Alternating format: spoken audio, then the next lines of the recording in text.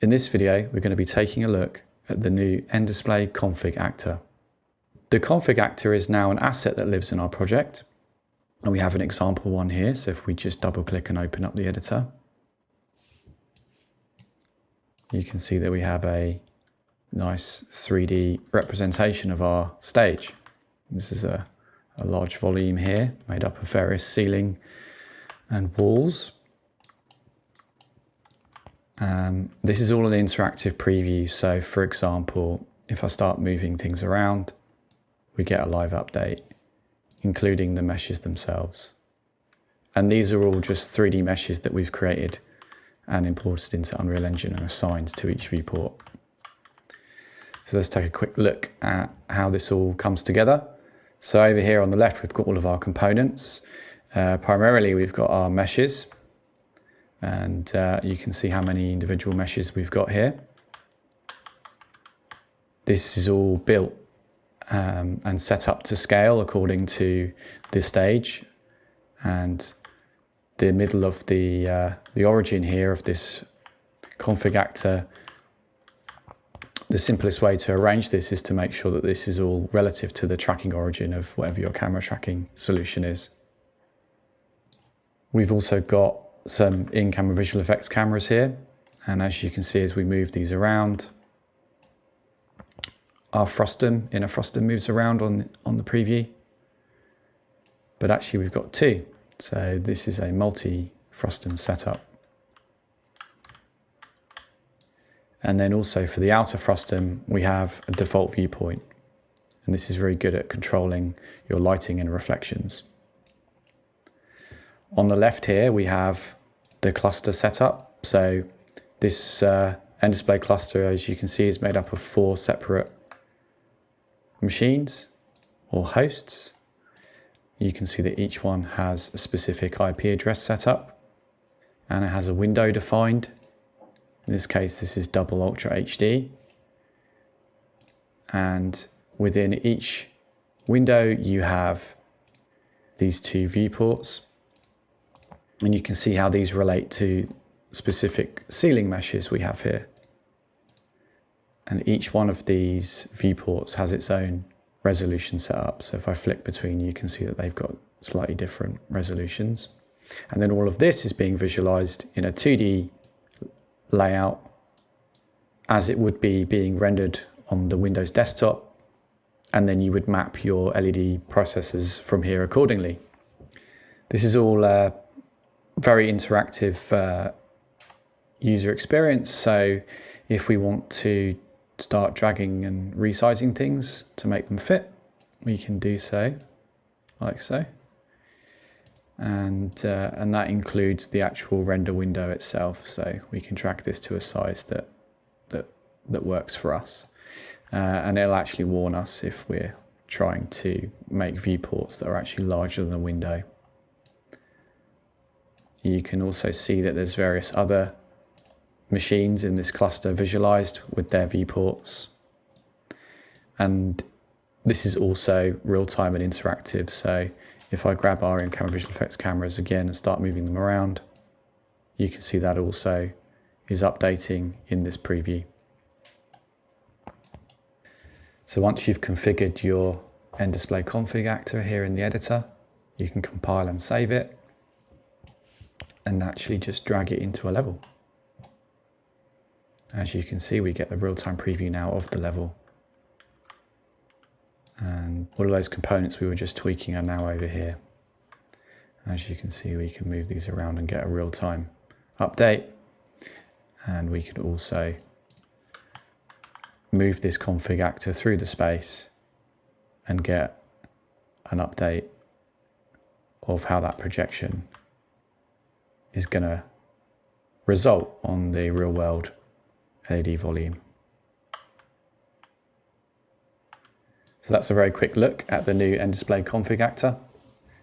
And next we're going to be taking a look at how to create your own.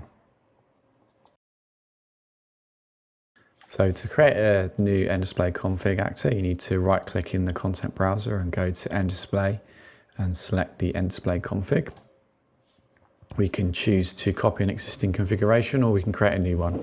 Well, we want to create a new one. So Select that, hit finish, and let's give it a name, my end display config. And next I want to import some 3D meshes. So I've got these already prepared and I'm just going to import them here. Before we get into looking at the config, I just want to discuss these meshes. So where are they? There we go. So these were created in Maya, and I've broken out this particular curved wall and ceiling into 3 separate meshes. And one of the important things I want to touch upon here is the importance of correct UV mapping.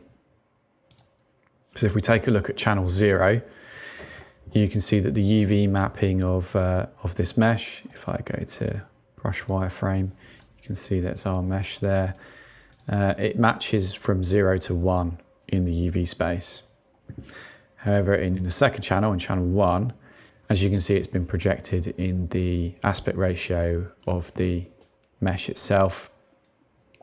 And actually, if we open up our right-hand wall and we take a look at that same UV channel on the right wall, you'll note that they actually butt up next to each other once they're aligned. Now, the reason for this is so that we can have tracking markers on our chroma key seamlessly map across the 2 walls, and we'll be demonstrating that later in the video. The next important thing to consider is that when we import a mesh, we need to just come in here and set the UVs to be full precision. So if you just come down to LOD 0, and then you can see this use full position UVs. If we just tick this, apply changes, save. Again, do it on this mesh as well, on the left wall, apply changes, save. And this stops us from getting any visual artifacts along the seams of the meshes once they're on the LED wall. So that's that sorted.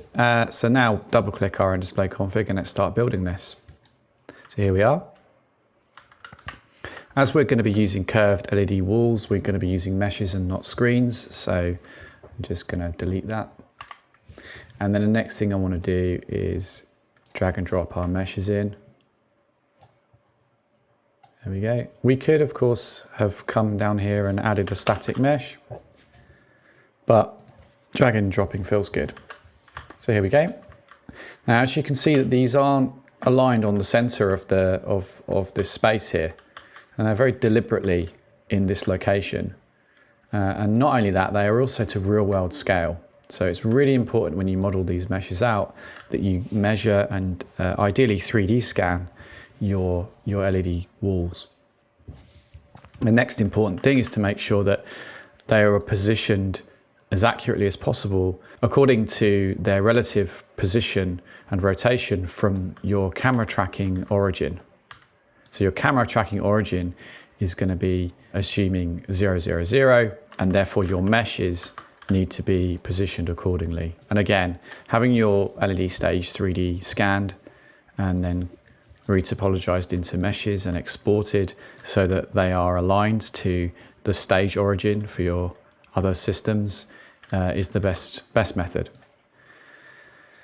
So that's the meshes discussed and brought in. Let's actually get these set up with viewports. So down in the cluster section, this is where we're going to list our end display cluster. I'm going to set this up across 2 machines. So let's add a new cluster node. This is node 0. It's going to be Ultra HD. And I'm just going to pop in the IP address for this machine. There we go. It's going to be full screen. And that's all we need to do for now. There we go. And that's created a new viewport for us. Now, in the viewport, the type that we're going to want to use is mesh. And then we're going to want to assign it the mesh. So let's assign it the left wall. There we go. Now it's actually stretching out that mesh across, this viewport across the entire Ultra HD desktop.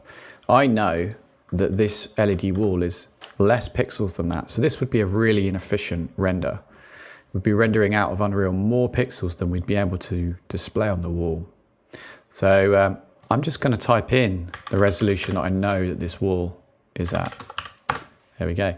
So now you can see how much extra real estate we've got here. Let's set up the right-hand wall on a separate machine. So add a new cluster node. Again, let's put in the IP address. And let's select Ultra HD, full screen, hit OK. Mesh, right wall, and it's the same resolution, 1584 by 1408. Now these are how NDisplay is going to present when it renders on a Windows desktop, and then this is then being picked up by the LED processor and mapped out onto the physical LED walls. Now I happen to know that my LED processor on my right wall is set up to expect that this viewport is actually offset by 1584 pixels. So bear in mind that these values here also allow you to position the meshes as you see fit to whatever your required mappings are for your processors. There we go. So we've got some spare real estate here, and I think we can probably fit this ceiling onto one of these other nodes. It's really useful and important to think about using up this real estate that you have. So I think we're going to add that to the first node. So I'm going to select this node and then add a new viewport. We can actually configure it in here. So if we go to mesh, ceiling, and I know that my ceiling is 1600 by 1280, and then I can hit add. There we go. And I can position this however I see fit. Let's just say that we're going to put it up next to it, nice and tight like this. So that's how we can get these two nodes set up. Now, we could, if we were at home, if we wanted to have this set up on one machine, we could, of course, actually make this perhaps a bit smaller, fit it under here, and then add a new viewport. Let's just do this very quickly for the right-hand wall. Mesh, right wall, and again, I'm going to call it 1584 by 1408, hit add, and as you can see, that's just got the entire set of viewports that we require all loaded onto one window. And if we wanted to, we could just go and get rid of this cluster node if we want. And this would be an ideal setup for allowing you to pre-visualize your NDisplay from an off-site location on a single monitor perhaps. But that's not what we want to do here, so I'm just going to back up and get back to where we were. So compile and save. Now, we're missing a vital ingredient of an in-camera visual effects stage here, which is of course our frustum camera. So add component, and we're going to go down to ICVFX camera. There we go. And here it is. As you can see now, we've got an inner frustum. If we wanted to add multiple frustums, we could of course come in here and add a second one. So here's the second one. And as you can now see, they now coexist in the space. Once they overlap, one of them has to take priority. That's something that we can manage, and I'll be showing you a little bit later on in the video. So just compile and save these guys. So there's lots and lots of settings that we can look at here that are quite relevant. That it will really depend on your stage, but here's a couple of important considerations I'd like to show you. So first of all is the sync policy. Now, the sync policy is a method which we will frame lock and gen lock the output of these two machines so that when our frustum camera is moving between both walls and we're moving content around, that content is updating exactly the same time across both machines and we don't see any tearing. And there's a couple of methods for doing this. So if we click on our cluster, you can see under render sync policy, we've got type, and then we've got a drop down here, and we've got Ethernet, NVIDIA, none, and custom. So let's just talk about these top three. So Ethernet is the default, and this is basically going to be NDisplay's sort of native sync solution. It's going to do its best effectively over the Ethernet to synchronize the walls, but really to make sure that you're synchronized GPU level, you're going to want to use a hardware solution like NVIDIA Sync. So that's Sync Policy 2. And there is documentation available specifically for that, which you should study. And there's also some hardware requirements that you would need to adhere to in order to make that work. Sync Policy 0 is no synchronization at all. And what that's going to allow your stage to do, providing you don't have VSync enabled, is let NDisplay run as quickly as possible on every single one of the nodes. And this can be quite useful to see how fast your content can actually run on the stage and what impact synchronization is potentially having over performance. I'm just going to leave this on Ethernet for now. Speaking of performance, if you're fortunate enough to have multiple GPUs, NDisplay supports this, and that's something that we can configure in here as well. A typical use case of multiple GPUs is that we would render the inner frustums on one GPU and the outer frustums on another. And the way we configure that is that we can actually assign GPUs to these viewports and these in-camera visual effects cameras. So let's do the cameras first, and I'm just going to select those and come down to the configuration window, and here's where we have our GPU index. So by default it's set to -1, and that will just use whatever the primary GPU is. But in our case we want to put them on the second GPU, so I'm going to set that to 1. Now the reason that 1 is the second GPU is because the primary GPU is assigned to 0. So that's that. And then to assign these viewports to the first GPU, we actually select the viewports themselves. And then you can see here the GPU index, again by default set to -1. That's probably okay in this case, but I think for making sure that things are set up correctly, let's just assign them viewport 0. There we go. Hit compile and save.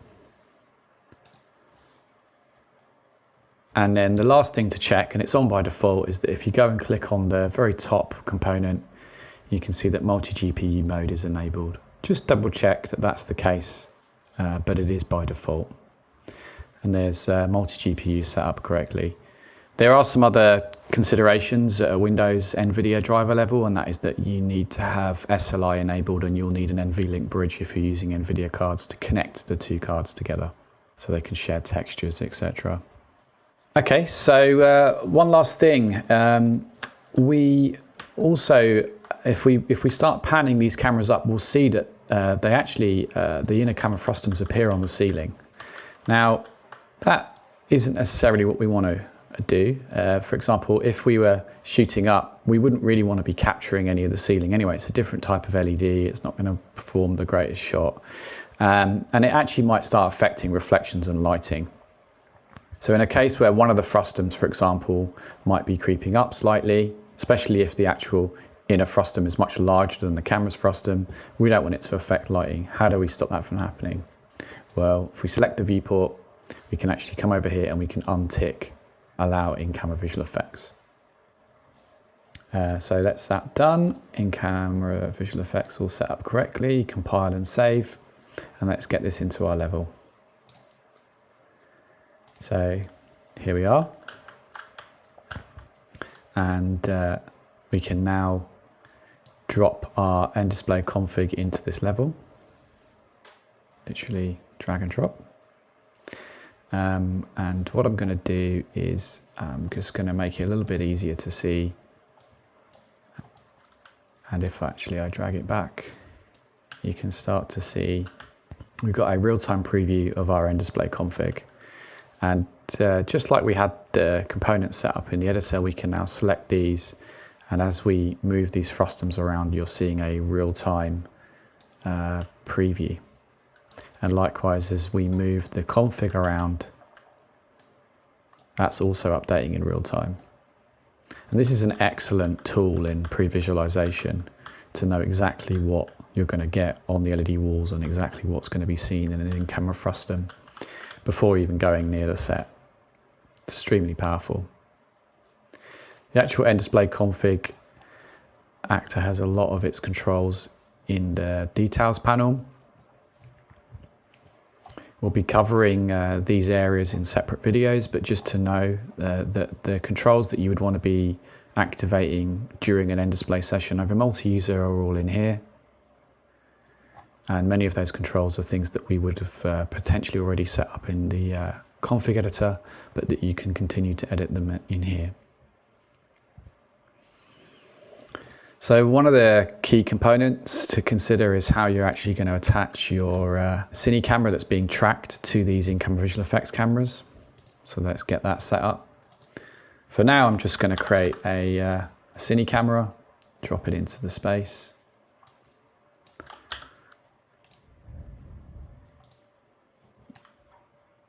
You can now select the in-camera visual effects camera, and you can actually assign it the Cine camera that you'd like to use. If I just move this second camera out of the way.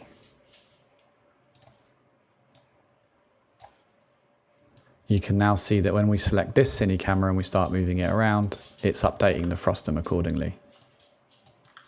And it's this Cine camera that would perhaps be receiving camera tracking data over LiveLink.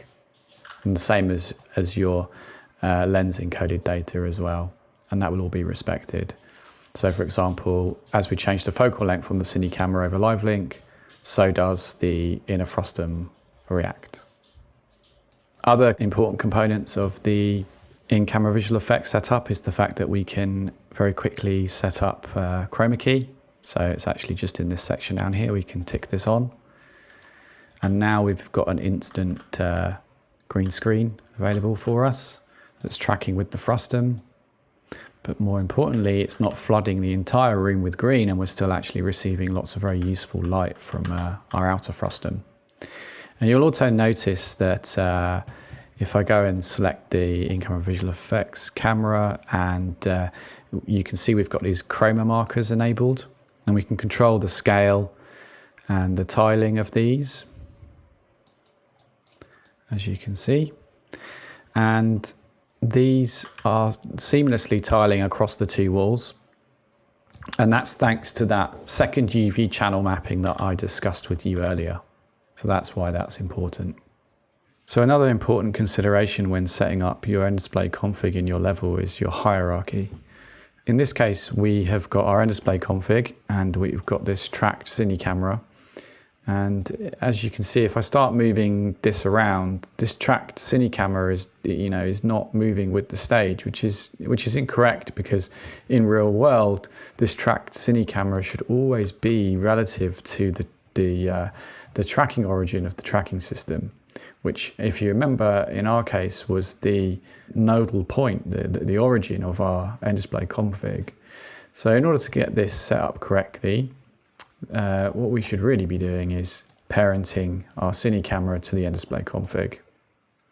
And to go one step further, if you wanted to produce a incredibly accurate relationship between the Cine camera and the LED walls for, say, a set extension, we should also be doing some nodal calibrations of the camera, lens, and the LED walls, which we'll be covering in a separate video. In order to prepare for that, you want to also be creating a new actor. We're going to call it tracking origin, and then we're going to pop this underneath the end display config, and we're going to zero this out, and then we're going to put our Cine camera actor underneath that. And it's actually this tracking origin actor here that we're going to be using to produce an offset that defines the very accurate relationship between the Cine camera and the LED walls. The next thing to just cover before we finish is the overlapping of the in-camera visual effects cameras. So if I actually just produce an overlap, as you can see here, one of them is chroma key and one of them is not. That makes it very easy to see what's going on. And if I grab my end display config and scroll up, and in here we have our, under in-camera visual effects, we have our inner frustum priority. And this is literally a case of just swapping the order of these, and this changes the priority of the cameras and where they overlap. I mean, ideally, you're not in a situation where they are overlapping, but that sometimes is not possible to control, and therefore you're going to want to have discrete control over that. So just change the order here. So that's a quick guide to setting up your own N-Display config actor.